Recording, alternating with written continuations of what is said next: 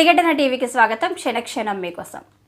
డప్పు చప్పుళ్ళు, కోయల నృత్యాలు, భక్తుల జయ జయధ్వానాల నడుమ సారలమ్మ మేడారం గద్దెపైకి బుధవారం చేరుకుంది. ఫలితంగా మేడారం మహాజాతర లాంఛనంగా ప్రారంభమైంది. సారలమ్మను గద్దెకు తీసుకొచ్చే కార్యక్రమం బుధవారం ఉదయం ఆమె వెలసిన కన్నెపల్లి ఆలయం నుంచే ఆర్భాటంగా మొదలైంది. ఆలయాన్ని శుద్ధి చేసి ముగ్గులతో అలంకరించిన అనంతరం ఆదివాసీ పూజారులు సాయంత్రం 7 గంటల దాకా ప్రత్యేక పూజలు చేశారు. సారలమ్మ తల్లి రూపంలో ఆలయం నుంచి బయటకు వచ్చిన పూజారి సారయ్య భక్తుల మొక్కుల సమర్పణ నడుమ మేడారం దిశగా కదిలారు.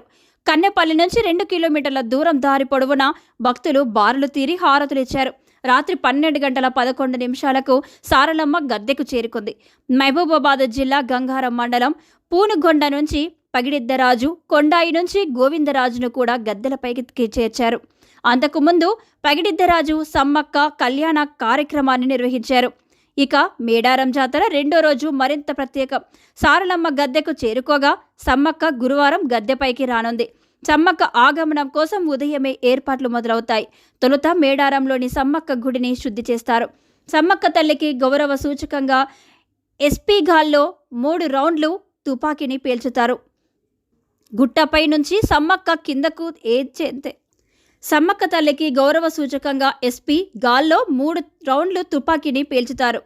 గుట్టపై నుంచి సమ్మక్క కిందకు తెంచే వరకు గుట్ట కింద ఆదివాసీ కళాకారులు సాంస్కృతిక ప్రదర్శనలు ఇస్తారు. డోలు వాయిద్యాలతో నృత్యాలు చేస్తారు. ఆటపాటలతో అలరిస్తారు. పూజారులు సమ్మక్క తల్లితో కిందకు దిగిన తర్వాత అత్యంత వేగంగా మేడారం గద్దె వైపు కదులుతారు. దారి పొడవునా భక్తులు బారులు తీరి నిల్చుంటారు. మంగళహారతులు పడతారు. కోళ్లు, గొర్రెలను బలిస్తారు. వీలైనంత మేరకు రాత్రి 9-10 గంటల మధ్య సమ్మక్కను గద్దెపైకి పూజారులు తీసుకువచ్చేలా జిల్లా యంత్రాంగం ప్రయత్నాలు చేస్తుంది. సమ్మక్క గద్దెపైకి చేరుకోవడంతో జాతర మరో స్థాయికి చేరుతుంది.